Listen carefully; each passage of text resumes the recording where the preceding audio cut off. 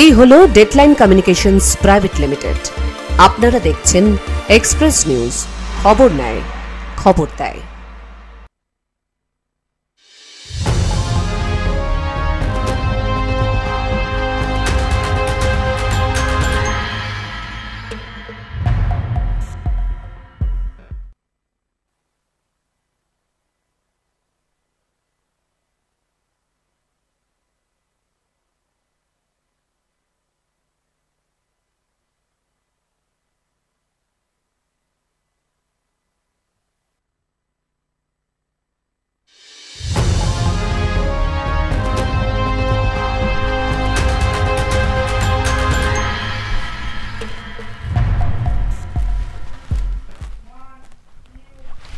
নমস্কার, এক্সপ্রেস অনলাইনে আপনাদের অনেক অনেক স্বাগত।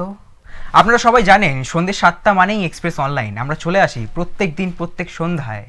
এই সন্ধ্যে 7টা মানেই এক্সপ্রেস অনলাইন, এবং এই এক্সপ্রেস অনলাইন নিয়ে আপনাদের নানান ধরনের প্রতিনিধি, যেখানে সাংস্কৃতিক হোক এবং রাজনৈতিক হোক, ক্রীড়া হোক, নানান ধরনের কিছু প্রতিনিধি নিয়ে আমরা আলোচনা করে থাকি, এবং আমাদের সাথে থাকে আমাদের জেলার প্রতিনিধিরা। এবং এই সন্ধ্যায় আমার সাথে আছে আমাদের প্রিয় সুব্রত দা, ডেস্ক পার্সন সুব্রত চক্রবর্তী আমার সাথে এই সন্ধ্যায় আমার সাথে রয়েছে। সুব্রত দা, আমরা প্রথমেই যেই প্রতিবেদনের দিকে চলে যাব, আমরা একটু কাটোয়ার দিকে প্রথমে চলে যাই। প্রত্যেকটা জেলা আমরা আজকে অবশ্যই যে বিশেষ বিশেষ আমাদের প্রতিনিধিগুলো থাকে সেগুলো আমরা অবশ্যই আলোচনা করব। আমাদের প্রথম যে জেলার দিকে আমরা চোখ রাখবো সুব্রত দা, সেটা হচ্ছে কাটোয়া। কাটোয়া একটা বড়সড় পাচার চক্রের একটা প্রতিবেদন আমরা আজকে দেখেছি। তো আমরা প্রথমে যেই বিস্তারিত আলোচনা করে নিই, এই বড়সড় পাচার চক্রের অপচেষ্টা ব্যর্থ করলো কাটোয়ার আরপিএফ। তিস্তা তোরসা এক্সপ্রেস থেকে মালদার হরিশ্চন্দ্রপুরের দুই কিশোরকে পাচার চক্রের হাত থেকে উদ্ধার করে আরপিএফ। 2025 দাঁড়িয়ে এ ছবি অত্যন্ত ভয়ঙ্কর। একেবারেই কি বলতে চাইবে? একেবারেই দেখো, অত্যন্ত গুরুত্বপূর্ণ এবং অত্যন্ত ভয়ঙ্কর এই ছবি। কেন বলছি এই ছবি ভয়ঙ্কর? তুমি জানো যে এই ছবি কিন্তু শুধুমাত্র আজকের নয়, অর্থাৎ বিগত বেশ কয়েক বছর ধরে শুধু নয়, একেবারে প্রথম থেকে কিন্তু এই বিষয়টা কিন্তু চলে আসছে। পাচার চক্র অত্যন্ত একটা গুরুত্বপূর্ণ দিক, পাচার চক্র। কেন বিষয়টি বলা হচ্ছে? দেখো, আমাদের কাছে যে পরিসংখ্যান রয়েছে, যে ভারত সরকারের যে একটি তথ্য আমাদের কাছে রয়েছে, যেখানে বলা হচ্ছে যে স্বেচ্ছাসেবী সংগঠন যেটা বলছে, হারিয়ে যাওয়া শিশুদের মধ্যে প্রায় 70% কিন্তু রয়েছে তারা কিশোরী, যে বিষয়টি রয়েছে। এবং আমরা যদি একটু 2014 দিকে তাকাই, 2014 সালে পশ্চিমবঙ্গ থেকে 14,500-এরও বেশি শিশু কিশোর কিন্তু নিখোঁজ হয়েছে। এই তথ্য কিন্তু আমাদের কাছে রয়েছে। এবং আরো একটি গুরুত্বপূর্ণ দিক দেখো, ওই একই বছরে অপহৃত হয়েছিল 2351 জন শিশু কিশোর, এবং তারা কিন্তু প্রত্যেকেই কিন্তু 18 বছরের নিচে। এবং এর পরবর্তী যে আমরা যদি 5 বছর দেখি, সেই 5 বছরে কিন্তু এই অপহরণের সংখ্যা কিন্তু 1-2 নয়, কিন্তু 608% কিন্তু হারে বৃদ্ধি পেয়েছে। কেন বলছি বিষয়টা? বেশিরভাগ ক্ষেত্রে সঞ্জীব একটা বিষয় লক্ষ্য করবে, কারণ এই যে সমস্ত শিশু কিশোরগুলো যারা পাচার হয়ে যাচ্ছে বা অপহৃত হচ্ছে, এর ক্ষেত্রে কিন্তু দুটো দিক রয়েছে। এক হচ্ছে পরিবারের একটা অসচ্ছলতা, আর্থিক অভাব। অর্থাৎ সময়ের সাথে সাথে যদি আমরা দেখি যে, এবং যে বিষয় দেখি যে আর্থিক একটা অনটন কিন্তু রয়েছে, পারিবারিক একটা আর্থিক একটা অসচ্ছলতা কোন পরিবারের, সেটা কিন্তু দেখতে হবে। এক্ষেত্রে দেখা যায় যে অনেক ক্ষেত্রে দেখা যায় দুটো দিক। একটা হচ্ছে প্রথমত কাজের নাম করে কিন্তু তাদেরকে সরিয়ে নেওয়া হচ্ছে। তারা কিন্তু বিভিন্ন রকমের কাজের প্রলোভন দেওয়া হচ্ছে। বিভিন্ন সংস্থা রয়েছে বা বিভিন্ন ব্যক্তি রয়েছে যারা একেবারে অসাধু চক্র যারা রয়েছে, ফাঁদ একেবারে পেতে রয়েছে, সেই ফাঁদে কিন্তু পা দিচ্ছে। দারিদ্রতা এবং অসচ্ছলতার সুযোগ নিয়ে তারা কিন্তু সেই ফাঁদে ফেলছে তাদেরকে, এবং তারপরে কি হচ্ছে, বিভিন্ন জায়গায় তাদেরকে কিন্তু পাচার করা হচ্ছে। এবং এই পাচার চক্রে শুধুমাত্র যে কিশোর তারা নয়, কিন্তু এই পাচারের পেছনে কিন্তু রয়েছে অনেক মানুষ। যেমন আরো কিছু তথ্য রয়েছে সঞ্জীব। একদমই সুব্রত, তুমি যেটা বলছো একদমই ঠিক। আমি গতকালই পড়ছিলাম সুব্রত, তুমি যেটা বললে আমি একদম তোমার সাথে সম্মতি। আমাদের আন্তর্জাতিক সংস্থা বিবিসি, সেখান থেকে দেখলাম 2016 থেকে 2022 এই যে লাইনটা আছে, এই যে মাধ্যমটা আছে, এর মধ্যে কিন্তু আমরা দেখেছি অনেক সংখ্যক কিশোর কিশোরীরা পাচার হচ্ছে, এবং সেখানে কিন্তু নারী কিংবা শিশু খুবই সংখ্যায় বেশি। আমাদের মনে হয় প্রথমে আমরা প্রতিবেদনের দিকে দেখে নিই একবার, তারপর আমরা আরও বিস্তারিত আলোচনায় আসছি। নাবালক স্কুল পড়ুয়াদের পাচারের অপচেষ্টা রুখে বড়সড় সাফল্য অর্জন কাটোয়ার আরপিএফ এর। তিস্তা তোরসা এক্সপ্রেস থেকে মালদা হরিশ্চন্দ্রপুরে দুই কিশোরকে উদ্ধার করে আরপিএফ। জানা গেছে, কাজের প্রলোভন দেখিয়ে কিশোরদের অন্যত্র পাচার করার পরিকল্পনা ছিল পাচারকারীদের।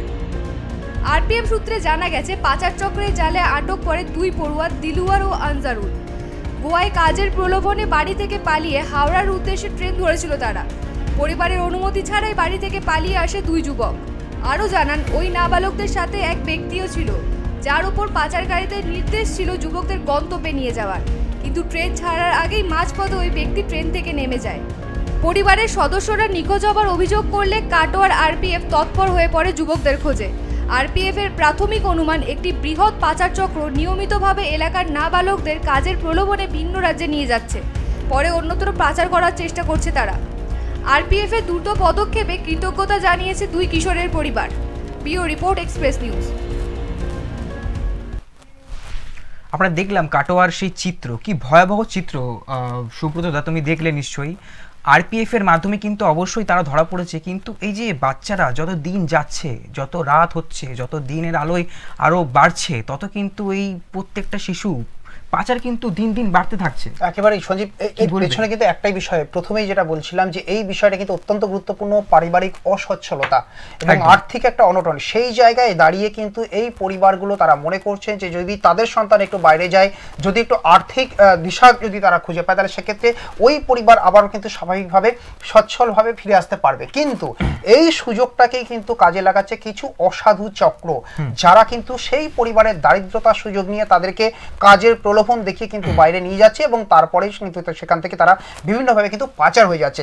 সৌভাগ্যক্রমে কিন্তু এই যে ছবি কাটোয়া থেকে উঠে এসেছে, আমাদের প্রতিনিধি তুলে ধরেছেন যে এই সৌভাগ্যক্রমে আরপিএফ এর কাছে নিশ্চিতভাবে তথ্য ছিল এবং সেই তথ্যের ভিত্তিতে কিন্তু অভিযান চালায় এবং তারপরেই কিন্তু এই দুই কিশোরকে কিন্তু উদ্ধার করা সম্ভব হয়েছে। এবং এই শুধুমাত্র সঞ্জীব একটা বিষয় কিন্তু অস্বীকার করলে চলবে না, এই বিষয়টি যখন তারা পাচার হচ্ছে, স্বাভাবিকভাবে সামাজিক কর্তব্য এবং একজন মানুষ হিসেবে কিন্তু দায়িত্ব প্রত্যেকটা মানুষের, যে যখন কোনো নাবালক বা কখন কোনো কিশোরী যখন রাস্তায় আমরা দেখতে পাচ্ছি, প্রত্যেকটা ক্ষেত্রে কিন্তু আজ আমাদের এই অনুষ্ঠান করার কিন্তু মূলত উদ্দেশ্য একটাই, যে তারা যেন সেই বিষয়টিকে প্রত্যেকটা মানুষ যেন অস্বাভাবিকতা নজরে রাখেন।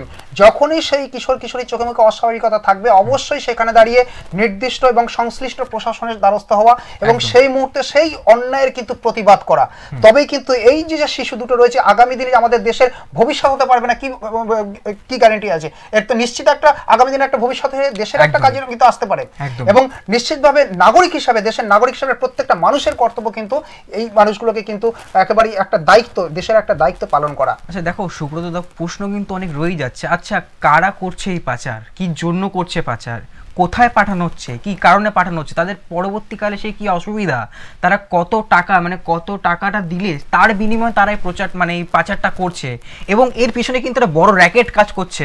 সুব্রত, তুমি নিশ্চয়ই বুঝতে পারছো, এবং তারা কোথা থেকে এই যোগানটা দিচ্ছে যে এই পাচারগুলো, সেই পাচারকারীদের কোথা থেকে সেই সাহসটা আসছে দিনের পর দিন এটাকে বাড়ি নিয়ে যাওয়ার? সুব্রত দা, একেবারে কারণ এর পেছনে তো নিশ্চিতভাবে কোনো মাথা রয়েছে, একদম, কারণ না থাকলে কোনোভাবে তো এটা সম্ভব নয়। অর্থাৎ যখন এর মধ্যে কিন্তু বিভিন্ন রকমের ভাগ থেকে থাকে, আমাদের পূর্ববর্তী অভিজ্ঞতা থেকে কিন্তু আমরা যেটা দেখেছি সঞ্জীব, যে আমরা বিভিন্ন সময় যখন গ্রাউন্ডে নেমে যখন আমরা সংবাদ সংগ্রহ করি, এই ধরনের ঘটনার ক্ষেত্রে কিন্তু আমরা দেখেছি যে প্রত্যেকটা ক্ষেত্রে দেখি কিরকম ভাবে না ওই যে পরিবার রয়েছে, তাদের যে অসচ্ছলতার সুযোগগুলোকে রয়েছে, প্রথমত যখন সেই পরিবার একটা কাজের দিশা খুঁজছে, তার সঙ্গে একটা ব্যক্তিত্ব বা কোনো একটা পার্সন কিন্তু সেখানে যোগাযোগ করছে প্রথমত, এবং সেই ব্যক্তি কিন্তু কোনো পরবর্তী তার উপরে তার সিনিয়র যিনি রয়েছেন, অর্থাৎ এজেন্ট মারফত কিন্তু এটাকে কিন্তু বিভিন্ন পর্যায়ক্রমে কিন্তু ভাগ হয়ে যাচ্ছে। অর্থাৎ একটা নেটওয়ার্ক বলতে পারো বা একটা র্যাকেট বলতে পারো, ধাপে ধাপে কিন্তু এটা কিন্তু বিভক্ত হচ্ছে। এবং তারপরেই কিন্তু এই যে নিশ্চিতভাবে যে এর সঙ্গে যদি কোনো রকম ভাবে কেউ যদি গ্রেপ্তার হয়ে থাকে, তাহলে নিশ্চিতভাবে সম্ভব হবে, তদন্তের কিনারা করা সম্ভব হবে, যে আমাদের প্রতিনিধির সঙ্গে পরবর্তী যখন কথা বলবো আমরা নিশ্চিত জানতে পারবো যে গ্রেপ্তার হয়েছে কিনা। যদি গ্রেপ্তার হয়ে থাকে, তাহলে একে নির্দিষ্টভাবে পুলিশি হেফাজতে জেরা করলে তার পেছনে কারা রয়েছে, কোথায় নিয়ে যাওয়া হচ্ছিল, কি পরিকল্পনা রয়েছে, একে একে কিন্তু উঠে আসতে পারে। একদমই, কারণ তুমি জানো যে সব শেষ কিন্তু আমরা যেটা বললাম, যে আমরা যে তথ্যটা, আমরা যে পরিসংখ্যানটা বলছিলাম, 2014 সালে পশ্চিমবঙ্গে যে 14,000-এরও বেশি শিশু কিশোর নিখোঁজ হয়েছে। শুধুমাত্র কাজের বিষয় হচ্ছে এমনটা কিন্তু নয় সঞ্জীব, মাথায় রাখবে একটা বিষয়, এখান থেকে যে সমস্ত কিশোরী তারা যারা রয়েছে, তাদেরকে নিয়ে গিয়ে কিন্তু অনেক ক্ষেত্রে যৌন ব্যবসার সঙ্গেও কিন্তু তাদেরকে যুক্ত করা হয়। আচ্ছা। এরকমও কিন্তু একটা বিষয় কিন্তু আমাদের কাছে উঠে আসছে। আচ্ছা। এবং আরো একটা বিষয় যেটা রয়েছে, শুধুমাত্র যে যৌন যৌন ব্যবসায় নামানো হচ্ছে সেটা যেমন রয়েছে, ঠিক তার পাশাপাশি অনেক ক্ষেত্রে দেখা যায় যে তুমি আরো একটা জিনিস জানবে, মানব পাচার এবং তার পাশাপাশি কিন্তু কিডনি পাচার অর্থাৎ অঙ্গ পাচার। আচ্ছা আচ্ছা, এই বিষয় কিন্তু অত্যন্ত অত্যন্ত গুরুত্বপূর্ণ দিক। দাদা, আমার মনে হয় যে এই বিষয়ে যে আমাদের প্রতিনিধি আছে, মানে আমাদের কাটোয়া থেকে যে প্রতিনিধি আছে শঙ্কুর সাথে কথা বললে অবশ্যই এই ব্যাপারটা আরো বিশেষ করে জানা যাবে। শঙ্কু কি আমাদের সাথে আছে? শঙ্কু, অসংখ্য স্বাগত তোমাকে এক্সপ্রেস অনলাইনে। শঙ্কু, এই যে পাচারটা হয়েছে, বিশেষ যদি একটু ভালো করে আলোচনা করার ব্যাপারে। হ্যাঁ দেখো, মালদার হরিশ্চন্দ্রপুরে নাবালক গতকাল রাত্রে গোয়া যাওয়ার উদ্দেশ্যে তিস্তা তোষার ট্রেনটি ধরে। এখন তাদের সঙ্গে কিন্তু একজন, এবার তাদের যে বাড়ির লোক তারা তাদেরকে রাতে খুঁজে না পেয়ে তাহলে রেলের যে হটলাইন 139-এ কল করে একটা অভিযোগ জানায়। তারপর থেকে রেলের যে আরপিএফ তারা তৎপরভাবে খোঁজাখুঁজি বা তল্লাশি শুরু করে যে এই নাবালক দুজন এসছে। ঠিক আছে, এবার তিস্তা তোষা ট্রেন কাটোয়াতে ঢোকা মাত্রই কাটোয়ার আরপিএফ এই দুই নাবালককে উদ্ধার করে ওই ট্রেনেরই শেষ বগি থেকে, এবং তাদেরকে তাদের যে পরিবারে তুলে দেওয়ার জন্যই তাদেরকে দুই নাবালককে বর্ধমান নিয়ে যাওয়া হয়েছে আজ সকালে। সঞ্জিত, শঙ্কু, একটা বিষয় তোমার কাছ থেকে জানতে চাইবো, একটু স্পষ্ট হতে চাইবো এই জায়গাটি, যে দুই নাবালককে উদ্ধার করা হয়েছে তাদের সঙ্গে কি আর কাউকে গ্রেফতার করা সম্ভব হয়েছে বা আটক করা সম্ভব হয়েছে? আরপিএফ সূত্রে কি জানা যাচ্ছে? হ্যাঁ দেখো, আমরা যেটা জানতে পেরেছি সেটা হচ্ছে যে ওই দুই নাবালকের সঙ্গে কিন্তু আর একজন ব্যক্তিও ছিলেন, যিনি ওই দুজনের দায়িত্ব নিয়েছিলেন তাদেরকে গোয়ায় নিয়ে গিয়ে পরিযায়ী শ্রমিকের মতো যে কাজগুলি সেই কাজগুলি দেওয়ার, এবং তাদেরকে কথায় ফুসলিয়ে নিয়ে যাওয়ার চেষ্টা করছিলেন ব্যক্তি। কিন্তু তিনি তাদের সঙ্গে মালদা থেকে ওঠেন, ওঠার পরেও কিন্তু তিনি যে রানিং ট্রেন থেকে কখন নেমে যান সেই বিষয়টা কিন্তু ওই দুই নাবালক লক্ষ্য করেননি। তার মানে হিসাব যেটা দাঁড়াচ্ছে যে দুই নাবালকের সঙ্গে একজন ছিলেন যিনি কিন্তু ওদেরকে না জানিয়েই অন্য নেমে, যাতে এই সন্দেহতে তিনি যেন গ্রেপ্তার না হন বা তাকে যেন আটক করতে না পারেন সেই কারণের জন্য। অর্থাৎ তার কাছে আগে থেকে ইনফরমেশন ছিল যে এখানে রেল পুলিশ অর্থাৎ আগে থেকে একটা খোঁজাখুঁজি শুরু করেছে, তার ভিত্তিতে নেমে যায়। কিন্তু ওই যুবকের কাছ থেকে যে দুই কিশোর উদ্ধার করা হয়েছে তাদের কাছ থেকে কি নির্দিষ্ট কোনো টিকিট পাওয়া গেছিল এবং তারা কি বলছে বিষয়টাকে নিয়ে? তাদের সঙ্গে কথা বলা সম্ভব হয়েছে? হ্যাঁ দেখো, আমরা তাদের সঙ্গে কথা বলেছি। তাদের টিকিট ছিল বলতে তারা যেটা মূল্য জানিয়েছে যে এক অচেনা ব্যক্তির সঙ্গে তাদের ফোনে আলাপ হয় এবং তার কাছ থেকেই তার মাধ্যমেই গোয়াতে কাজ পাইয়ে দেওয়ার একটা প্রলোভন দেখানো হয়। তাদেরকে বলা হয় যে গোয়াতে গেলে ভালো কাজ আছে, ভালো পারিশ্রমিকও দেওয়া হবে এবং সব থেকে বেশি দেওয়া হবে, এরকম প্রলোভন দেখি গোয়াতে নিয়ে যাওয়ার চেষ্টা করা হয়েছিল ওই দুই নাবালককে। এবং তারা কিন্তু যে ট্রেনে যাচ্ছিল সেই ট্রেনের টিকিট সম্বন্ধে কিন্তু তারা কিছু বলতে পারছে না। তারা শুধু এটাই জানাচ্ছে যে তাদের সঙ্গে যিনি একজন ছিলেন তিনি কিন্তু কোথায় নেমে গেছেন তারা সেটা বুঝতে পারছে না। এই পর্যন্তই আমরা জানতে পেরেছি। শঙ্কু, আরো একটা বিষয় তোমার কাছ থেকে একটু জানতে চাইবো একেবারেই, ওই দুই যুবক কিশোরের যে পরিবার তাদেরকে হাতে কি হস্তান্তর করা হয়েছে এবং ওই পরিবারের সঙ্গে কি কথা বলা সম্ভব হয়েছে? আরো একটি বিষয়, এই পরিবারে কি সচ্ছলতা কোন রকম ভাবে ছিল না অসচ্ছল পরিবার, যে যার জন্য ওই দুই কিশোরকে কাজে পাঠানোর একটা পরিকল্পনা করেছিল এবং তাদের বয়স কত? হ্যাঁ দেখো, একদমই ওই দুই নাবালককে কাটোয়া আরপিএফ উদ্ধার করার পর তারা কিন্তু তাদের পরিবারের হাতে তুলে দেওয়ার জন্য যথারীতি বর্ধমান স্টেশনের দিকে উদ্দেশ্যে রওনা হয়ে গেছে সকালেই। আর তাদের পরিবারের সচ্ছলতা বলতে দেখো, পরিবারকে তারা কিন্তু না জানিয়ে এই বিষয়টা ঘটিয়েছিল যে দুই নাবালক তারা বাড়ির লোককে কাউকে না জানিয়ে তারা গোয়া যাওয়ার উদ্দেশ্যে রওনা দিয়েছিল একজন অপরিচিত ব্যক্তির সঙ্গে। এবং তাদেরকে কাটোয়া আরপিএফ কাটোয়া ট্রেন ঢোকা মাত্রই তাদেরকে দেখতে পাই ট্রেনের শেষ কামরাতে এবং সেখান থেকে উদ্ধার করা হয় তাদেরকে। আচ্ছা শঙ্কু, তোমার কাছে আমার শেষ প্রশ্ন থাকবে, সেটা হচ্ছে যে আরপিএফ কর্তৃপক্ষরা কি বলছে, মানে এর পিছনে কি কিছু বিশেষ র্যাকেট কাজ করছে? হ্যাঁ দেখো, ঠিকই আরপিএফ দের সূত্রে আমরা যে জানতে পেরেছি সেটা হচ্ছে এর পেছনে প্রচুর বড়সড় চক্র থাকতে পারে। কারণ যিনি এদের সঙ্গে ছিলেন তিনি কোনো একটা স্টেশনে নেমে যান, তার কারণ হচ্ছে তিনি তাদের যেটা সন্দেহ হচ্ছে যে তিনি সেটা বুঝতে পেরে গেছেন যে এই সম্বন্ধে কোনো অভিযোগ বা আরপিএফ কোনো তৎপরভাবে কাজ করতে শুরু করেছে দুই নাবালককে উদ্ধারের পেছনে, সেই ক্ষেত্রে কিন্তু তিনি নেমে যান ট্রেন থেকে এবং তাদেরকে ধরতে পারা যাচ্ছে না আরপিএফ এর তরফ থেকে। সেটার জন্যই জানাচ্ছে যে এদের একটা মূল চক্র বা বড় একটা টিম থাকতে পারে এই পাচার কাণ্ডে। ওরা কিন্তু খুব সক্রিয়ভাবে কাজ করছে, তা না হলে কি করে জানতে পেরে যাচ্ছে আগে স্টেশনে নেমে যাচ্ছে কিভাবে, এর বিষয়ে কিন্তু ফুল তদন্ত শুরু করছে আরপিএফ। একদমই অসংখ্য ধন্যবাদ শঙ্কু, তোমাকে সঙ্গে থাকো। সুব্রত, যেটা জানতে পারলাম আমরা যে র‍্যাকেট কিন্তু অবশ্যই কোথাও না কোথাও কাজ করছে, কিন্তু আশ্বাস পেয়েছে কোথাও না কোথাও। একেবারে দেখো আমরা যে একেবারে খুব সংক্ষেপে বলি তোমাকে যে বিষয়টি, দুটো বিষয় কিন্তু আমাদের শঙ্কুর সঙ্গে কথা বলে কিন্তু স্পষ্ট হলো। সেটা হচ্ছে যে দুটো দিক, এক হচ্ছে প্রথমত দেখো তোমাকে প্রথমেই যেটা বলছিলাম, পারিবারিক একটা অসচ্ছলতা অথবা যোগাযোগ না রাখা, অর্থাৎ এই দুই কিশোর কিন্তু পারিবারিকভাবে যোগাযোগ তাদের সঙ্গে করেনি। এবং তারপরে কথা হচ্ছে যে এখানে পরিবার যেহেতু সক্রিয় ছিল যার জন্য কিন্তু এটা সম্ভব হয়েছে। এবং 2025-এ দাঁড়িয়ে এই যে ছবি, কিছু যে প্রলোভন বা কিছু যে মানুষ রয়েছে যারা এই ফাঁদগুলোকে পেতে রেখেছে, সেই ফাঁদে কিন্তু এই দুই যুবক পা দিয়েছিল এবং পারিবারিক সক্রিয়তা, আরপিএফ এর সক্রিয়তা, যার জন্য কিন্তু তারা উদ্ধার হওয়া সম্ভব হয়েছে। এবং র‍্যাকেট যে বিষয়টা কিন্তু প্রথম থেকে ছিল, চক্র কাজ করছে, সেই বিষয়টা কিন্তু এখান থেকে স্পষ্ট হলো একেবারেই। সঞ্জীব, একদমই তুমি ঠিক বলেছো। অবশ্যই আমাদের দর্শক বৃন্দর ক্ষেত্রে আমি এটা বলছি, আমাদের এই স্ক্রিনে টোল ফ্রি একটি নাম্বার আছে, আপনারা অবশ্যই সেই টোল ফ্রি নাম্বারে কল করতে পারেন এবং আপনাদের যাবতীয় যা প্রশ্ন আছে আপনারা করতে পারেন। আমরা অবশ্যই চেষ্টা করব আপনাদের সেই প্রশ্নের উত্তর দেওয়ার। তার সাথে সাথে আপনারা অবশ্যই ফেসবুক, ইনস্টাগ্রাম, টুইটার, ইউটিউব আমাদের প্রতিনিয়ত লাইভ চলছে, আপনারা অবশ্যই আমাদেরকে ফলো রাখতে পারেন। আমরা চোখ রাখবো আমাদের পরবর্তী প্রতিবেদনের দিকে। আমরা যাবো একটু মালদার দিকে। দাদা, মালদার দিকে আমাদের যে ঘটনা হয়েছে, একটি প্রত্যন্ত গ্রাম। আমি প্রথমে তোমাকে সেই বলি প্রতিবেদনটার ব্যাপারে। স্বাধীনতার ৭৯ বছর পরেও এই প্রথম বিদ্যুৎ পৌঁছালো মালদার হরিশ্চন্দ্রপুরের বাংলা বিহার সীমান্তবর্তী অনুপনগর গ্রামে।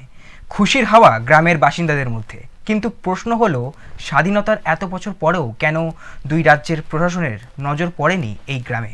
আমার মনে হয় দাদা প্রথমে একটু প্রতিবেদনের দিকে চোখ রাখা ভালো, তাহলে আমরা ব্যাপারটা আরো ভালো করে বলতে পারবো, তারপর আমরা বিস্তারিত আলোচনায় আসছি। ৭৯ বছর পর শুরু হলো বিদ্যুৎ পরিষেবা। এই মুহূর্তে আমরা দাঁড়িয়ে রয়েছি বাংলা বিহার সীমান্তবর্তী মালদা জেলার হরিশ্চন্দ্রপুর ১ নম্বর ব্লকের বড়ুই গ্রাম পঞ্চায়েতের অনুপনগর গ্রামে। একদিকে রয়েছে বিহার, একদিকে রয়েছে বাংলা। আর এই বাংলা বিহার সীমান্তবর্তী স্বাধীনতার ৭৯তম বছর পেরিয়ে গেলেও কিন্তু বিদ্যুৎ পরিষেবা ছিল না এই গ্রামে। মালদার হরিশ্চন্দ্রপুরের অনুপনগর গ্রাম, অথচ বাংলা বিহার সীমান্তবর্তী এই গ্রামে ছিল না বিদ্যুৎ পরিষেবা। স্বাধীনতার ৭৯ বছর পর এই প্রথম সেখানে পৌঁছায় বিদ্যুৎ পরিষেবা। স্বাভাবিকভাবে খুশির গ্রামের মানুষজন। একসঙ্গে বর্ডার আছে আমাদের বাংলা বিহার। কত মানুষের বসবাস এখানে? হচ্ছে ৭০-৮০টা ঘর আছে বাংলা বিহার মিলে। বাংলা বিহার মিলে কতটা সমস্যা হতো আপনাদের? এখন আমাদের এখন অনেক সমস্যা তো, অনেক। আর কি বলবো, রাতের বেলা নুম্পু জ্বলিয়ে খেতাম। পড়াশোনার ক্ষেত্রে? পড়াশোনা তো আমি নুম্পু জ্বালায় করেছি, শরীর থেকে ঘাম ছুঁয়ে যেত, খাতা ভিজে যেত, পাতা ভিজে যেত, তবুও পড়াশোনা করতাম। গ্রামের এক প্রান্তে বাংলা, অপর প্রান্তে বিহার। যদিও গ্রামে বসবাসকারী সকলেই বাংলাভাষী এবং রাজবংশী সম্প্রদায়ের, কিন্তু প্রশ্ন হলো স্বাধীনতার ৭৯ বছর পরেও কেন পৌঁছায়নি বিদ্যুৎ পরিষেবা? সমস্যা অনেক হতো, বাচ্চা কাচ্চাকে নিয়ে পড়াশোনার সমস্যা হতো, খাওয়া দাওয়ার সমস্যা হতো, চলাফেরার সমস্যা হতো। রাত্রেবেলা তো নিরাপত্তার অভাব হতো। হ্যাঁ, একদম। রাত্রে বাইরে বেরোতে পারতেন ঠিক করে? না, বেরোতে পারতাম না। বেরোতাম তো লাইট নাই সেরকম। আর কি যেন বলে যে বাড়িতে কোনো অনুষ্ঠান করবো কি বা বাচ্চা কাচ্চাকে পড়াশোনা করাবো, লাইনের কোনো ব্যবস্থা নাই। কতদিন ধরে বিদ্যুৎ ছিল না? দীর্ঘদিন ধরে তো নাই বিদ্যুৎ, এই কোনোদিনই আসেনি এর আগে। ভোট এলে নিয়ম মাফিক মেলে নেতা মন্ত্রীদের আসা যাওয়া, গাল ভরা প্রতিশ্রুতি, অথচ দেশের অভ্যন্তরে বাংলা বিহার লাগোয়া এই গ্রামে স্বাধীনতার ৭৯ বছর ধরে থাকতে হয় অন্ধকারে। এ ছবি লজ্জার বললেও কম বলা হয়। অনুপনগর নদীর তীরবর্তী যে এলাকা, সেখানে স্বাধীনতার পরে এতদিন পরে এসে বিদ্যুৎ এসে পৌঁছালো। সেইটা নিয়ে শাসক দলের কিছু লোক এমন ঢক্কা নিদান করছেন যে তারা একটা বিরাট কাজ করেছেন। এতদিন যে বিদ্যুৎটা পৌঁছায়নি তার ব্যাপারে কোনো তাদের অনুশোচনা নাই। এক অদ্ভুত ব্যাপার।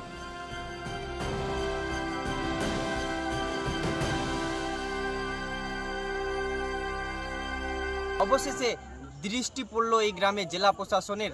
আর আজকে এই জেলা প্রশাসনের উদ্যোগে এবং স্থানীয় জেলা পরিষদের কৃষি সেচ সমবায় কর্মদক্ষ রবিউল ইসলাম ও স্থানীয় জনপ্রতিনিধিদের উদ্যোগে এই গ্রামে বিদ্যুৎ পরিষেবার উদ্বোধন হলো। আর এই বিদ্যুৎ পরিষেবা পেয়ে খুশি গ্রামের মানুষজন, তারা ধন্যবাদ জানিয়েছেন জেলা প্রশাসনকে। মালদার হরিশ্চন্দ্রপুর থেকে সানু ইসলাম, এক্সপ্রেস নিউজ। ৭৯ বছর পর মালদার এই গ্রামে পৌঁছালো বিদ্যুৎ। গ্রামের প্রত্যেকটি বাসিন্দা কিন্তু এখন একটি হাওয়ার মানে একটি খুশির হাওয়া বইছে গ্রামে। কি বলতে চাইবে দাদা? কিন্তু খুশির হাওয়ার আগে সব থেকে বড় কথা হচ্ছে একেবারেই সরকারের লজ্জা। একদমই। কেন বলছি সরকারের লজ্জা? আজকে ৭৯ বছর, কেন এই ৭৯ বছর পর্যন্ত অপেক্ষা করতে হবে? অর্থাৎ আমরা 2025-এ রয়েছি। প্রত্যেকটা ক্ষেত্রে দেশ যখন অগ্রগতির পথে, ঠিক সেই মুহূর্তে দাঁড়িয়ে তুমি দেখো এলাকাটি রয়েছে একেবারেই পুরো বাংলা বিহার সীমান্তবর্তী।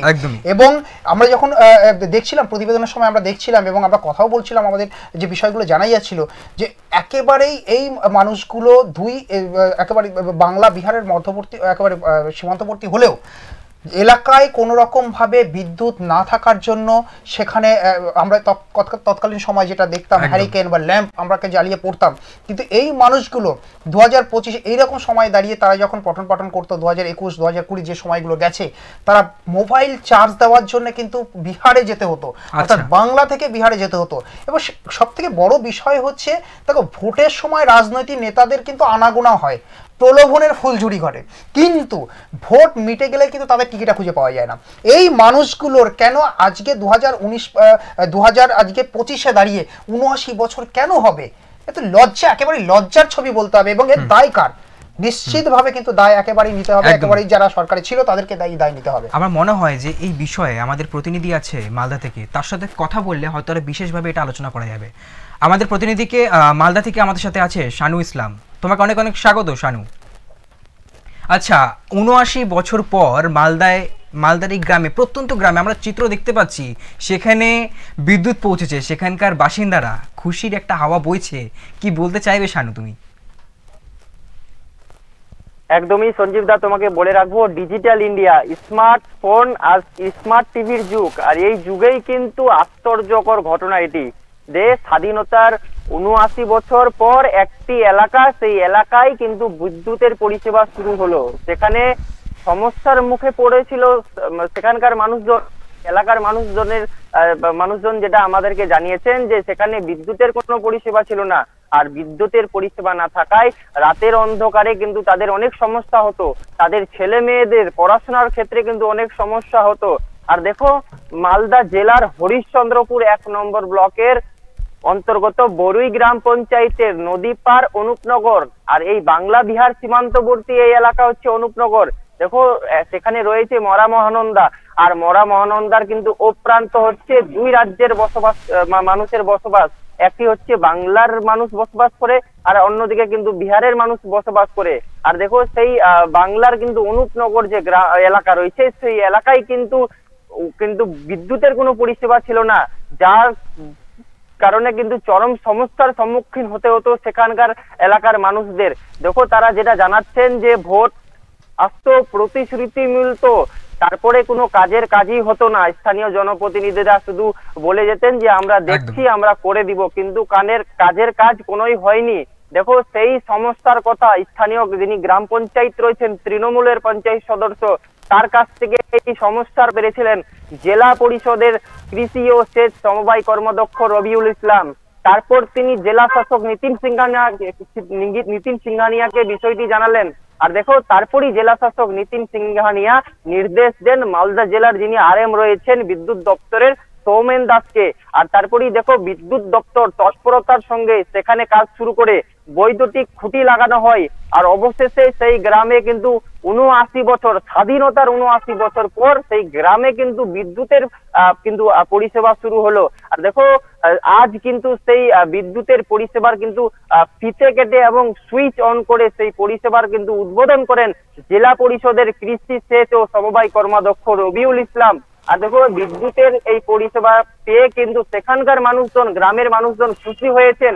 আর সেই গ্রামের মানুষদের সঙ্গে কিন্তু কিন্তু তাদের খুশিতে কিন্তু শামিল হতে কিন্তু সেই গ্রামে গিয়ে এখানে তোমার কাছে একটু প্রশ্ন আসতে চাইবো শানু, তোমার কাছে একটু আসতে চাইবো যে আজকে জেলা পরিষদের কর্মাধ্যক্ষ তুমি যেমনটা বলছো যে তিনি হাসি মুখে সেখানে গিয়ে ফিতে ক্ষেত্রে উদ্বোধন করেছেন, কিন্তু তার আগে তার তো অন্তত লজ্জা পাওয়া উচিত ছিল যে আজকে স্বাধীনতার ৭৯ বছর তারপরে এই গ্রামে বিদ্যুৎ পৌঁছাচ্ছে এবং সব থেকে বড় কথা রাজ্যের শাসক দল তৃণমূল কংগ্রেস ৩টে টার্ম কিন্তু তারা ক্ষমতায় রয়েছেন, আগামী ২৬-এ কিন্তু বিধানসভার নির্বাচন আসতে চলেছে।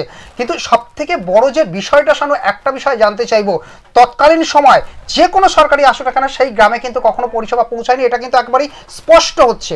কিন্তু বড় কথা হচ্ছে দায় কার, মানুষজন কি বলছে, কেন পৌঁছায়নি? একদমই দেখো, গ্রামবাসীদের সঙ্গে আমি কথা বলেছিলাম, সেখানকার মানুষজন বলছেন যে আমরা বিদ্যুৎ না থাকলে আমাদের অনেক সমস্যা হতো, রাতের অন্ধকারে বাড়ি থেকে বের হতে মানে বাড়ি থেকে বের হওয়া যেত না, আমাদের ছেলে মেয়েদের পড়াশোনার ক্ষেত্রে অনেক সমস্যা হতো, মাধ্যমিক উচ্চ মাধ্যমিক দেখো লণ্ঠনের আলোয় কোনো রকম পড়াশোনা করতে হতো। আর দেখো তোমাকে জানিয়ে রাখবো যে আমরা কোন দেশে বাস করছি, সব থেকে বড় প্রশ্ন হচ্ছে যে আমরা কোন দেশে বাস করছি, যেই দেশের মানুষ রকেটে করে মহাকাশে পাড়ি দিচ্ছে, মহাকাশে অভিযান চালাচ্ছে, সেই দেশে ৭৯ বছর লেগে গেল একটি এলাকায় যেখানে বিদ্যুৎ পরিষেবা শুরু হলো। সব থেকে বড় প্রশ্ন হচ্ছে, আর তোমাকে জানিয়ে রাখবো এই ঘটনায় কিন্তু রাজনৈতিক চর্চাও কিন্তু শুরু হয়েছে। দেখো বিজেপি যেটা অভিযোগ করছে, এতদিন রাজ্য সরকার কি করছিল, রাজ্যের মুখ্যমন্ত্রী একের পর প্রকল্প, যে প্রকল্পের সুবিধা সাধারণ মানুষ পাচ্ছে তা তৃণমূলের নেতা মন্ত্রীরা বলে বেড়াচ্ছেন, সেখানে একটি গ্রামে স্বাধীনতার ৭৯ পর বিদ্যুৎ পরিষেবা পৌঁছে দিতে লাগলো।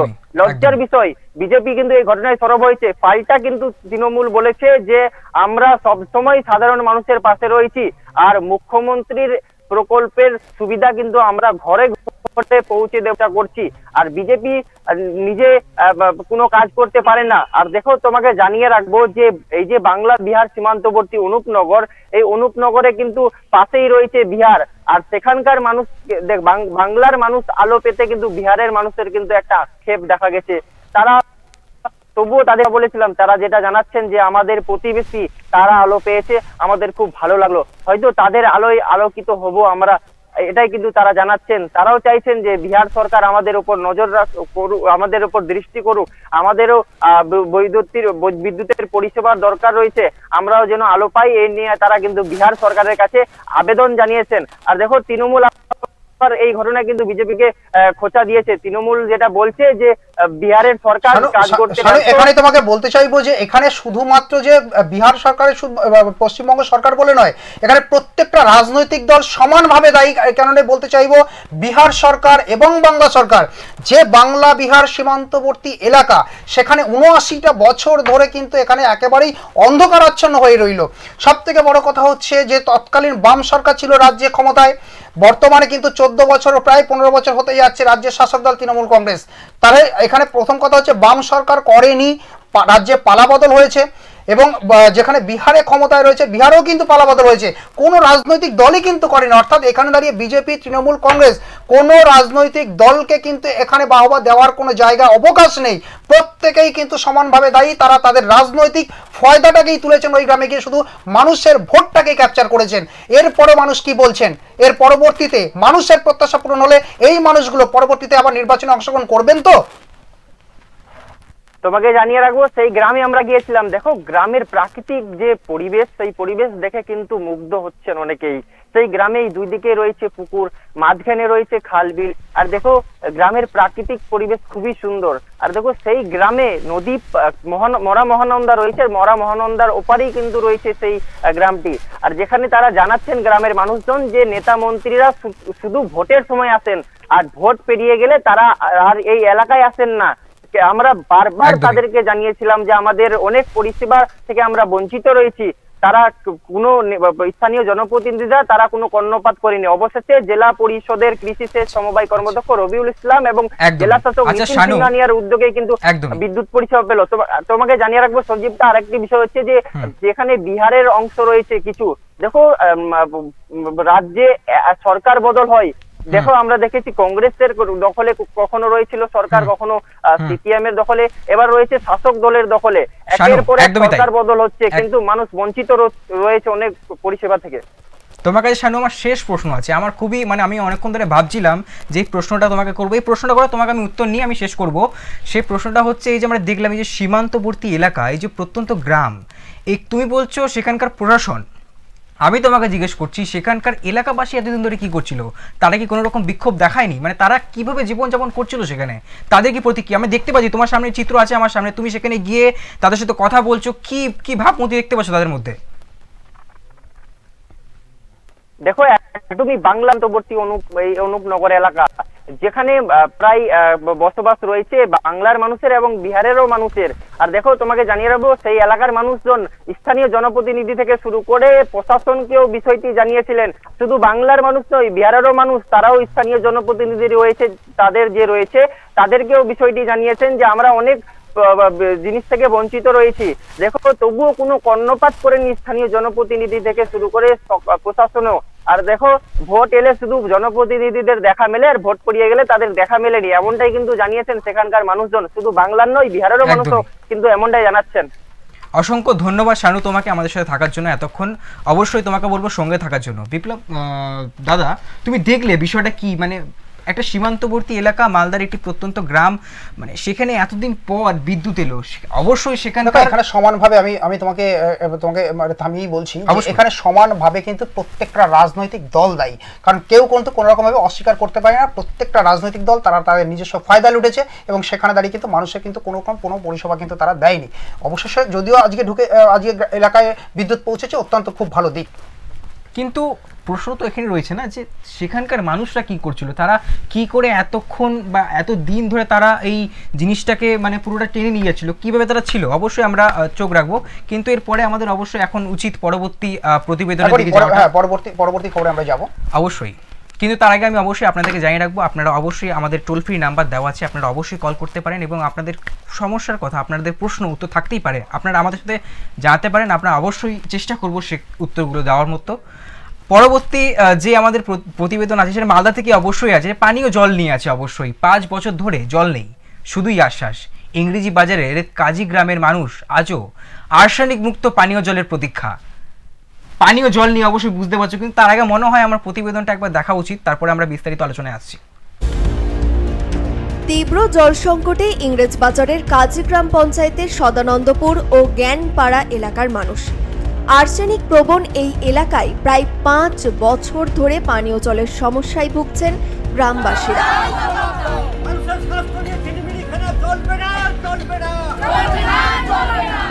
একসময় জনস্বাস্থ্য কারিগরি দপ্তরের পক্ষ থেকে পরিশ্রুত পানীয় জলের ব্যবস্থা থাকলেও বর্তমানে তা বন্ধ। ফলে বাধ্য হয়ে গ্রামবাসীদের 20 কিলোমিটার দূর থেকে জল আনতে হচ্ছে অথবা কিনে খেতে হচ্ছে। গ্রামবাসীদের অভিযোগ, প্রায় 5 বছর ধরে প্রশাসনের পক্ষ থেকে আর্সেনিক মুক্ত পরিশ্রুত পানীয় জল সরবরাহ বন্ধ করে দেওয়া হয়েছে। 2022 সালে গ্রামবাসীরা আন্দোলন করার পর কিছুদিন জল সরবরাহ হলেও পরে তা আবার বন্ধ হয়ে যায়। এই এলাকার প্রায় 1000 খানেক পরিবার চরম সমস্যায় দিন কাটাচ্ছেন। জলের আশায় গ্রামের মহিলারা ঘন্টার পর ঘন্টা অপেক্ষা করে থাকেন। অবিলম্বে এই সমস্যার সমাধান না হলে বৃহত্তর আন্দোলনের হুঁশিয়ারি দিয়েছেন গ্রামবাসীরা।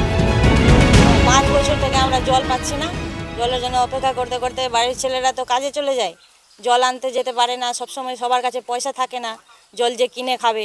আমরা কোনোদিন হয়তো বাড়িতে থাকলেও তো দূর থেকে জল নিয়ে আসলো, না থাকলেও তো আমরা কল চেপেই জল খাই। আজকে এখানে কি করছেন? আমরা তো জলের আশাতেই বসে আছি, 3 ঘন্টা ধরে বসে আছি। আজকে হয়তো প্রতিদিনই বসে থাকি, কোনো দিন হয়তো আসলো, কোনো দিন আসেই না, জল পাই না। যদিও কোনোদিন হয়তো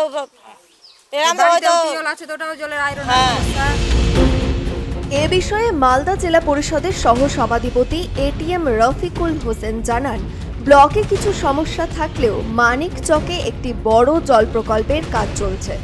এই কাজ শেষ হলে জল সংকট থাকবে না।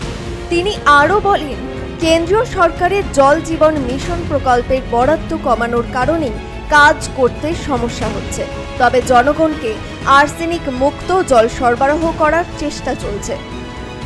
অন্যদিকে এই ঘটনাকে কেন্দ্র করে শুরু হয়েছে রাজনৈতিক চাপানোতর। দক্ষিণ মালদা বিজেপির সভাপতি অজয় গাঙ্গুলি অভিযোগ করেন, দীর্ঘদিন ধরে এলাকার বাসিন্দারা ডিএম এর কাছে জানানোর পরেও এখনো কোনো তার ব্যবস্থা হচ্ছে না। তারা কেন্দ্রের ঘাড়ে দোষ চাপাচ্ছেন। কেন্দ্র কিন্তু ভুরি ভুরি টাকা জল জীবন মিশনের পশ্চিমবঙ্গে পাঠিয়েছে এবং এটাও হয়েছে যে জল জীবন মিশনের টাকা খরচ না করার পরে ফিরে গেছে। কিন্তু এই টাকা দেওয়ার পরেও সাধারণ মানুষ যারা তারা পরিশুদ্ধ পানীয় থেকে বঞ্চিত হচ্ছেন। এইটা তৃণমূল সরকারের ব্যর্থতা এবং মালদা জেলা প্রশাসনের ব্যর্থতা। বিজেপির এই মন্তব্যের পাল্টা উত্তর দিয়েছেন মালদা জেলা তৃণমূল কংগ্রেসের মুখপাত্র আশিস কুণ্ডু। নিঃশেষের দিকে, প্রায় গ্রাম শেষ, আর কয়েকদিন এভাবে চলতে থাকলে গ্রাম থাকবে না। বারে বারে বলার পরও কেন্দ্রীয় সরকারের টনক নড়ছে না। কেন্দ্রীয় সরকারের প্রতিনিধি এখানে আছেন খগেন মুর্মু মহাশয়, তিনি গেছেন, মানুষের ক্ষোভের মুখে পড়েছেন। আমাদের তো কিছু বলা নাই, আমরা হিংসার রাজনীতি করি না, কিন্তু মানুষ ছাড়ছে না। মানুষ তো বলেছিল, আমাদেরকে জানিয়েছে যে উনি যদি এখানে আসেন আমরা জলে ডুবিয়ে দিব, গলায় বোল্ডার বেঁধে আর জলে নদীর মাঝখানে ফেলে দিব যে গরিব মানুষগুলো আছেন। আমরা সমস্ত মানুষকে বুঝিয়েছিলাম হিংসা রাজনীতির মধ্যে দিয়ে কিছু হয় না। উনি গেছেন মানুষ তাকে ধরেছে, তিনি পালিয়ে বেড়াচ্ছেন। স্থানীয় পঞ্চায়েত থেকে শুরু করে ব্লক ও জেলা প্রশাসন সব জায়গায় লিখিত আবেদন করেও কোনো সুরাহা পাননি গ্রামবাসীরা। বারবার শুধু আশ্বাস পেয়েছেন, কিন্তু বাস্তবে সমস্যার সমাধান হয়নি। গ্রীষ্ম হোক বা বর্ষা, গত 5 বছর ধরে এভাবেই তীব্র জল সংকটের মধ্যে দিন কাটাচ্ছেন এই এলাকার মানুষ। Bureau report, express news. আমরা দেখলাম মালদার চিত্র, অত্যন্ত জলসংকটে সদানন্দপুরের সেই মানুষজন কি বলবে মানে দাদা তুমি এই বিষয়ে? দেখো, এই একটা গুরুত্বপূর্ণ দিক এটা এখানে, অর্থাৎ আর্সেনিক সমস্যাটা কিন্তু একটা মানে আজকের সমস্যা নয়, কিন্তু এটা একদম দীর্ঘদিন ধরে দীর্ঘদিন কিন্তু হয়ে আসছে। যদিও এর কিন্তু বিভিন্ন প্রক্রিয়াকরণ রয়েছে এবং এই কোন বিভিন্ন এলাকায় কিন্তু এই দিকগুলো কিন্তু বেশি দেখা যায়। একটা সময় কিন্তু তুমি জানবে যে নদিয়াতেও কিন্তু এই সমস্যা ছিল, যদিও সেই সমস্যা কিন্তু এখন অনেকটাই কিন্তু সমাধান হয়েছে। মালদার ক্ষেত্রে এই ছবিটা উঠে এসেছে, মালদার শেষ 5 বছরে কিন্তু এই ছবিটা দেখা যাচ্ছে। আমাদের পূর্ব বর্ধমানেও কিন্তু বা পশ্চিম বর্ধমানেও কিন্তু এই বিভিন্ন এলাকায় কিন্তু এই সমস্যা রয়েছে এবং সব থেকে বৃহৎ আকারে এই সমস্যা কিন্তু যদি আমরা দেখতে পাই একেবারেই গাঙ্গেয় পশ্চিমবঙ্গ অর্থাৎ বদ্বীপ অঞ্চল, সেই সমস্ত জায়গায় কিন্তু এই ছবিগুলো আরো বিশেষ করে উঠে আসে। দেখো, এর একটা দিক রয়েছে কি না, নির্দিষ্ট জলের একটা নির্দিষ্ট লেয়ার বা একটা স্তর রয়েছে। সেই স্তরে অর্থাৎ এখানে যারা পর্যবেক্ষণ যারা করেন, যারা বিভিন্ন বিষয় নিয়ে যখন পর্যবেক্ষণ করেন, বিভিন্ন রকমভাবে তারা এই বিষয়টাকে কিন্তু তারা অভিযানের মাধ্যমে বিভিন্ন প্রক্রিয়ার মাধ্যমে তারা কিন্তু দেখেন এবং তারপরে কিন্তু নিশ্চিত করা সম্ভবপর হয় যে এই জলটি আর্সেনিক যুক্ত নাকি আর্সেনিক মুক্ত। এবং তুমি জানো যে তৎকালীন বাম সরকারের যখন ছিলেন সেই সময় কিন্তু একটা দিক আমরা দেখেছিলাম যে যখন টিউবওয়েলের মাথায় একটা টিউবওয়েলকে কিন্তু বিভিন্ন রং দিয়ে কিন্তু মানে চিহ্নিতকরণ করা হতো এই কলটি আর্সেনিক যুক্ত এবং এই কলটি কিন্তু আর্সেনিক মুক্ত, এইভাবে কিন্তু দেখা উঠে আসতো। এই ছবিটা এখন মালদার সার্বিক ছবিটা আমাদের প্রতিনিধির সঙ্গে যদি কথা বলা সম্ভব হয় সে হয়তো আরো বিস্তারিত বলতে পারবে। অসংখ্য স্বাগত দাদা তোমাকে সোনুদা। দেখো আমি দেখতে পারলাম মালদাতে আমরা অনেকগুলো চিত্র কিন্তু পরপর দেখতে পাচ্ছি, মানে এর আগে যে চিত্রগুলো সেখান থেকে কিন্তু একদমই একটা বিভিন্ন অন্যরকম ধরনের চিত্র। এবারে কিন্তু পানীয় জল মানে দেখতে পেলাম পানীয় জল নিয়ে কিন্তু খুব সমস্যায় আছে সেখানকার মানুষজন। কি বলবে শানু তুমি? একদমই সঞ্জীব দা, তোমায় জানিয়ে রাখবো মিলছে না পরিশ্রুত মুক্ত, দেখো আর্সেনিক মুক্ত পানীয় জল। আর প্রায় 5 বছর ধরে কিন্তু পানীয় জলের সমস্যায় ভুগছে মালদার ইংরেজ বাজারের দেখো কাজীগ্রাম গ্রাম পঞ্চায়েতের সদানন্দপুর জ্ঞানপাড়া এলাকার মানুষজন। জেলা প্রশাসন, ব্লক প্রশাসন এবং স্থানীয় জনপ্রতিনিধি তাদেরকে একাধিকবার লিখিতভাবে আবেদন জানিয়েও কিন্তু তাদের যে সমস্যা সেই সমস্যার সমাধান হয়নি। দেখো তোমাকে জানিয়ে রাখবো, ফলে আজও গ্রামের বাসিন্দাদের চরম সমস্যার সম্মুখীন করতে হচ্ছে। আর আর্সেনিক মুক্ত কিন্তু পরিশুদ্ধ পানীয় জল পাচ্ছেন না তারা, আর্সেনিক মুক্ত কিন্তু পানীয় জল তাদের খেতে হচ্ছে। তোমাকে জানিয়ে রাখবো যে সেখানে 5 বছর আগে কিন্তু জনস্বাস্থ্য কারিগরি দপ্তর থেকে কিন্তু বাড়ি বাড়ি কিন্তু জলের কানেকশন করা হয়েছিল, তাদেরকে জল দেওয়ার কথা হয়েছিল। দেখো তার কিছুদিন জল দেওয়ার পর বন্ধ রাখা হয়েছিল, তারপরে গ্রামের মানুষজন 2022 সালে তারা রাস্তায় নেমে পথ অবরোধ করে বিক্ষোভ দেখিয়েছিলেন পানীয় জলের দাবিতে। তারপরে দেখো কিছুদিন 1-2 মাস পানীয় জল দেওয়ার পর আবারও তাদের এই যে জনস্বাস্থ্য কারিগরি দপ্তর থেকে যে পানীয় জলের যে পরিষেবা, সেই পরিষেবা বন্ধ করে দেওয়া হয়। অর্থাৎ বাড়ি বাড়ি যে পানীয় জল যাচ্ছিল সেই কিন্তু পানীয় জলের কিন্তু বন্ধ করে দেওয়া হয়। তার দরুন কিন্তু চরম সমস্যার সম্মুখীন হতে হয় সেই এলাকার মানুষজনদের। দেখো, কেউ আবার পুকুরের জল খাচ্ছিলেন, কেউ আবার কিন্তু আর্সেনিক যুক্ত পানীয় জল খেতে হচ্ছিল। বারবার কিন্তু এই চিত্র আমরা দেখছি মালদা জেলায় একের পর এক ব্লকে। শানু, একটা বিষয় তোমার কাছ থেকে, দুটো বিষয় আমি তোমার কাছ থেকে স্পষ্ট হতে চাইবো। প্রথমত হচ্ছে দীর্ঘ 5 বছর ধরে কিন্তু এই সমস্যার মধ্যে কিন্তু রয়েছেন। একেবারেই শানু জানতে চাইবো যে এখানে প্রশাসন কি পদক্ষেপ গ্রহণ করেছে? সেখানে কি নির্দিষ্টভাবে চিকিৎসার জন্য কি কোনো মেডিকেল ক্যাম্প বসানো হয়েছে? এবং যে পর্যবেক্ষণ প্রক্রিয়া, সেই প্রক্রিয়ার কি কোনো পদক্ষেপ গ্রহণ করা হয়েছে? সমাধান সূত্র কি উঠে আসছে? একদমই প্রশাসনকে গ্রামবাসীরা একাধিকবার বিষয়টি জানিয়েছিলেন। দেখো, প্রশাসনের পক্ষ থেকে কিন্তু তাদেরকে কিন্তু জলের ট্যাঙ্ক দেওয়া হয়েছে। সেই জলের ট্যাঙ্কে সপ্তাহে বা মাসে 15 দিনে কিন্তু তাদের এলাকায় কিন্তু একটা জলের ট্যাঙ্ক যাচ্ছে, সেই ট্যাঙ্কে কিন্তু তারা জল পাচ্ছে। তবুও দেখো, আর্সেনিক যুক্ত জল, আর্সেনিক মুক্ত কিন্তু তারা জল পাচ্ছে না। ছোট করে জানতে চাইবো স্বাস্থ্য ব্যবস্থার জন্য কি কোনো চিকিৎসা টিম সেখানে পাঠানো হয়েছে, সেখানে বসানো হয়েছে? না, দেখো, স্বাস্থ্য ব্যবস্থার জন্য কোনো টিম পাঠানো হয়নি। দেখো, তাদের কেউ অসুস্থ হয়ে পড়লে কিন্তু হাসপাতালে নিয়ে যেতে হচ্ছে। অনেক ধন্যবাদ শোনো তোমাকে। অবশ্যই আমরা দেখতে পারলাম মালদার সেই চিত্র, কিন্তু এখন সময় একটি অন্যরকম একটি প্রতিবেদনের দিকে যাওয়া। আমরা চলে যাব দক্ষিণ 24 পরগনার দিকে। সুন্দরবন সংলগ্ন নদীতে ধাওয়া করে 20 জন বাংলাদেশিকে গ্রেফতার করল ভারতীয় সীমান্তরক্ষী বাহিনী। পাশাপাশি একটি ট্রলার বাজেয়াপ্ত করা হয়েছে। ধৃতদেরকে রবিবার সুন্দরবন কোস্টাল থানার পুলিশের কাছে হস্তান্তর করা হয়েছে বিএসএফ। অবশ্যই আমরা আগে দেখে নেব সেই প্রতিবেদন, তারপরে বিস্তারিত আলোচনায় আসছি। সুন্দরবন সংলগ্ন নদীতে ধাওয়া করে 20 জন বাংলাদেশিকে গ্রেপ্তার করল ভারতীয় সীমান্তরক্ষী বাহিনী। পাশাপাশি একটি ট্রলার বাজেয়াপ্ত করেছে। ধৃতদেরকে রবিবার সুন্দরবন কোস্টাল থানার পুলিশের কাছে হস্তান্তর করেন বিএসএফ। ধৃত বাংলাদেশিদেরকে সোমবার আলিপুর কোর্টে তোলা হবে বলে জানা যায়। জানা গিয়েছে, অন্যান্য দিনের ন্যায় 12 সেপ্টেম্বর সুন্দরবনের কোষাবা রেঞ্জের বাগমারা জঙ্গল এলাকায় টহল চালাচ্ছিল ভারতীয় সীমান্তরক্ষী বাহিনী। সেই সময় তারা দেখতে পায় ভারতীয় জল সীমানার মধ্যে একটি ট্রলার ঘাঁটি কেটে রয়েছে। ট্রলারের কাছে যাওয়ার চেষ্টা করলে বিএসএফ ট্রলারটি পালাতে থাকে। বিএসএফ দ্রুততার সাথে ট্রলারের পিছু ধাওয়া করে দীর্ঘ ধাওয়ার পরে ধরা পড়ে ট্রলারটি। ট্রলারে থাকা 20 জন মৎস্যজীবীকে জিজ্ঞাসাবাদ শুরু করে। ধৃতদের বাড়ি বাংলাদেশের বরিশাল বিভাগের ভোলা জেলার ভোলা সদরে পুরালিয়া গ্রামে। ধৃতরা বাংলাদেশি মৎস্যজীবী বলে বৈধ কোনো নথি দেখাতে পারেনি, এমনকি অবৈধভাবে ভারতীয় জলসীমা অতিক্রম করে তারা। বিএসএফ ট্রলারটি বাজেয়াপ্ত করে। পাশাপাশি ট্রলারে থাকা 20 জন বাংলাদেশিকে গ্রেপ্তার করে ধৃত বাংলাদেশিকে রবিবার সুন্দরবন কোস্টাল থানার পুলিশের হাতে হস্তান্তর করে বিএসএফ। কী কারণে অবৈধভাবে ভারতে প্রবেশ করেছিল ধৃতরা, সে বিষয়ে নিজেদের হেফাজতে নিয়ে জিজ্ঞাসাবাদ তদন্ত শুরু করেছে সুন্দরবন কোস্টাল থানার পুলিশ।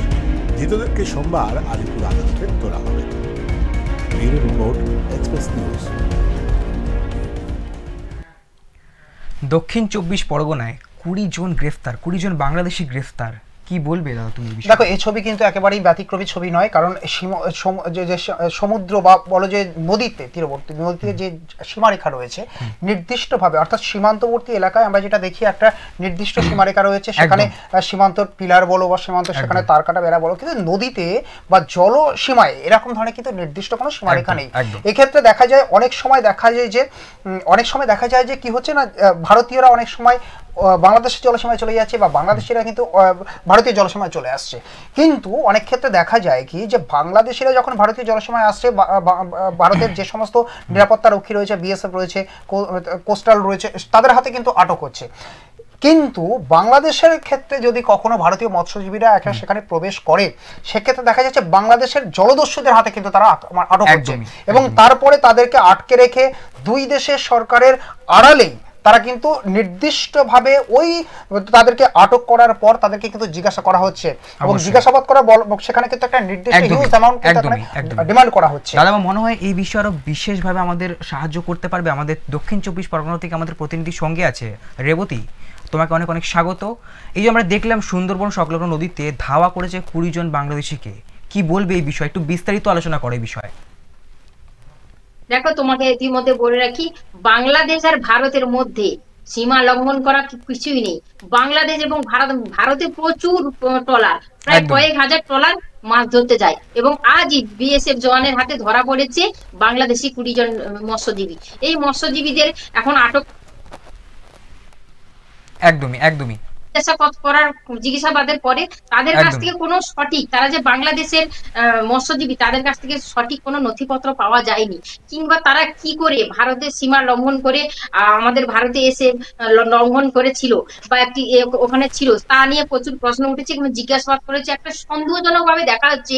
দেখো, বলে রাখি, আমাদের বাংলাদেশে ভারতের ট্রলার যখন বাংলাদেশে চলে যায়, যে বাংলাদেশে ওখানে কোনো তারের জাল বেড়া দেওয়া থাকে না, নদীর মধ্যে কোনো সীমা লঙ্ঘন করা থাকে না, কিন্তু তারা চলে যায় সেই সীমা লঙ্ঘন করে বাংলাদেশে। যখনই চলে যায় তখন ভারতের সমস্ত মৎস্যজীবীদের ওখানে তারা ধরে নিয়ে যায়, কিন্তু আইনি বেড়াজালে পড়ে কেউ তারা সময় মতন বাড়ি ফিরতে পারে না। এর ফলে মৎস্যজীবীর পরিবাররা অনাহারে তাদেরকে দিন কাটতে হয়, এবং তাদের সঠিক মতো বাংলাদেশের থেকে এবং ভারতের থেকে এদের দু দেশের মধ্যে কথোপকথন হয়, এবং কাগজপত্র ঠিক থাকলে তারপর থেকে তারা আইনের মাধ্যমে। এক্ষেত্রে কি জানা যাচ্ছে যে 20 জন আটক হয়েছে, রেবতী, যে 20 জন আটক হয়েছে, বিএসএফ আটক করেছে, কি জানা যাচ্ছে যে তাদেরকে কি আদালতে তোলা হয়েছিল এবং তার পরবর্তী সময় বাংলাদেশের সঙ্গে কি কোনো কথা বলা হয়েছে? হস্তান্তরের কি কোনো প্রক্রিয়া এই মুহূর্তে কি শুরু হয়েছে? দেখো, ওদেরকে আদালতে তোলা হয়েছে এবং ওদেরকে হস্তান্তর করার জন্য দুটি দেশের মধ্যে কথাবার্তা চলছে, কারণ এরকমই প্রত্যেক সময় ঘটনা ঘটে, বাংলাদেশের ট্রলার ভারতে আসে এবং ভারতের ট্রলার বাংলাদেশে আসে। তবু এরা আইনের মাধ্যমে সবকিছু সংরক্ষণ রেখে এদেরকে তাদের দেশে তুলে দেওয়া হয় আইনের মাধ্যমে, এবং তাদের সঠিক নথিপত্র আছে নাকি দেখেই তখনই তোলা হয়। না হলে তাদেরকে অনুপ্রবেশকারী হিসেবেও কিন্তু ভারত তাদেরকে আটক করে, কারণ তাদের কাছে সঠিক যদি বাংলাদেশি প্রমাণপত্র না থাকে তখনই তাদেরকে অনুপ্রবেশকারী বলে ধরা হয়। রেবতী, দু দেশেরই কিন্তু একটা আইনি প্রক্রিয়া রয়েছে, কিন্তু আইনি প্রক্রিয়ার বাইরে গিয়েও দেখা যায় অনেক সময় ব্যক্তিগতভাবে কিন্তু যোগাযোগ তাদের সঙ্গে করা হয়, যেখানে দুই দেশের সরকারকে কিন্তু অবহিত করা হয় না। পরবর্তীতে সেখান থেকে ফিরে আসার পর জানা যায় যে এভাবেই কিন্তু তাদের উপরে বিভিন্ন রকমভাবে মানসিকভাবে অত্যাচার বা বিভিন্ন রকমের আর্থিক একটা দাবি কিন্তু সেখানে করা হয়ে থাকে। রেবতী, একটু জানতে চাইবো তোমার কাছে, এক্ষেত্রে যে বাংলাদেশি যারা রয়েছেন তারা কোথাকার নাগরিক রয়েছেন এবং তাদের কাছ থেকে কিছু কি পাওয়া গেছে, কি বলছে সেখানে সীমান্তরক্ষী বাহিনী, বিএসএফ, তারাও কি জানাচ্ছেন? তারা জানাচ্ছে তারা যে প্রকৃত বাংলাদেশি, তাদের কাছে কোনো নথিপত্র নেই, এবং তারা যে বাংলাদেশের ঠিকানা দিচ্ছে, যে গ্রামের তারা বসবাসকারী ঠিকানা দিচ্ছে, আদবে তারা যদি প্রকৃত সঠিক নথিপত্র দেখাতো তাহলে সঠিক জানা দিচ্ছে বাংলাদেশি কিনা। কিন্তু আজকের আদালতে তোলা হবে এবং তার মাধ্যমে জিজ্ঞাসাবাদের মাধ্যমে সঠিক তথ্য পাওয়া যাবে যে তারা প্রকৃত কি কারণে ভারতে প্রবেশ করেছিল এবং তাদের উদ্দেশ্য কি ছিল। প্রকৃত তারা কি জলসীমা লঙ্ঘন করে এসেছিল, না জানতেই ভারতে প্রবেশ করেছিল, সেই নিয়ে বিভিন্ন ধরনের প্রশ্ন তুলছে। আদালতে তাদের প্রশ্ন করা হবে এবং তার মাধ্যমে সঠিক উত্তর পাওয়া যাবে বলে জানা যাচ্ছে। রেবতী, তোমাকে অসংখ্য ধন্যবাদ। দেখো, একটা বিষয় অত্যন্ত গুরুত্বপূর্ণ দিক যেখানে রেবতীও বলছিল, অর্থাৎ বাংলাদেশ বা ভারত, এখানে যে কোনো দেশেরই সীমান্তবর্তী এলাকায় কিন্তু নির্দিষ্ট মার্কিং থাকে, কিন্তু জলসীমায় এরকম ধরনের কোনো ব্যাপার কিন্তু থাকে না। অর্থাৎ জলসীমায় কোনো রকমভাবে চিহ্নিত করার কোনো অপশন কিন্তু নেই। অর্থাৎ সেক্ষেত্রে দাঁড়িয়ে যে বারংবার যে বিষয়টাকে আমরা ফোকাস করছি, যে দুই দেশের সরকারকে কিন্তু সেক্ষেত্রে, অর্থাৎ যে জলসীমা যখন অতিক্রম করছে, অর্থাৎ এই দুই দেশে তারা যে মৎস্যজীবী, সেখানে কিন্তু তাদের যে নৌকা রয়েছে, মৎস্যজীবী যে নৌকা বা ট্রলার, সেখান থেকে সেই জায়গা থেকে কিন্তু স্পষ্ট হয় তাদের সেই সরঞ্জাম ছাড়া অতিরিক্ত কোনো কিছু তারা পাচ্ছে না। তাদের যে চোখে মুখে যে ছাপ, সেটা কিন্তু মৎস্যজীবীদের দেখলে কিন্তু স্পষ্ট হচ্ছে। কিন্তু দুই দেশের সরকারকে একেবারেই অবহিত না করে ব্যক্তিগতভাবে বাংলাদেশের থেকে যে জলদস্যুরা যেভাবে যোগাযোগ করা হয়, কিন্তু একেবারে কিন্তু ব্যতিক্রমী হিসেবে কিন্তু ভারতের ক্ষেত্রে দেখা যায়। ভারত কিন্তু বাংলাদেশের সঙ্গে যোগাযোগ করার চেষ্টা করে, কিন্তু বাংলাদেশের পক্ষ থেকে কিন্তু এটা করা হয় না। এখানে দাঁড়িয়ে কিন্তু দেখতে হবে দুই দেশকে কিন্তু একেবারেই সামঞ্জস্যতাপূর্ণভাবে আসতে হবে, এবং তারপরেই এই দুই দেশের যে মৎস্যজীবীরা অনেক ক্ষেত্রে অনিচ্ছাকৃত ভুল তারা করছে, কিন্তু তাদের দুই দেশে দিনের পর দিন, বছরের পর বছর আটকে থাকার পরিপ্রেক্ষিতে প্রত্যেকটা মানুষের কিন্তু পরিবারের সদস্য রয়েছে, 5 থেকে 8 জন বা 10 জন সদস্য রয়েছে। অর্থাৎ তারা কিন্তু তাদের কিন্তু জীবন দুর্বিষয় হয়ে ওঠে। অনেক ক্ষেত্রে কিন্তু তারা একেবারেই কিন্তু সেই পরিবার কিন্তু একেবারেই একটা অন্যরকম পরিস্থিতি কিন্তু শিকার হয়ে থাকে। অর্থাৎ সেক্ষেত্রে কিন্তু অনিশ্চিত ভবিষ্যতের দিকে কিন্তু সেই পরিবারটা এগিয়ে যায়। এক্ষেত্রে দুই দেশের সরকারকে কিন্তু হস্তক্ষেপ করা উচিত বলে কিন্তু একেবারেই মনে হয়। সঞ্জীব, একদমই দাদা, আমাদের হাতে সময় খুবই কম, একদম আমরা শেষে চলে এসেছি এক্সপ্রেস অনলাইনের। তোমাকে অসংখ্য ধন্যবাদ। আমাদের প্রতিদিনের মতো এই এক্সপ্রেস অনলাইন আমরা এখানে শেষ করবো আজ। আমরা প্রত্যেক দিন সন্ধ্যে 7টায় আমরা আবার একটি আশায় রইল, পরের দিন সন্ধ্যে 7টায় আমরা অবশ্যই আসবো। আপনারা চোখ রাখুন এক্সপ্রেস নিউজের দিকে। এক্সপ্রেস অনলাইন এখন এই মুহূর্তে এতটাই। নমস্কার।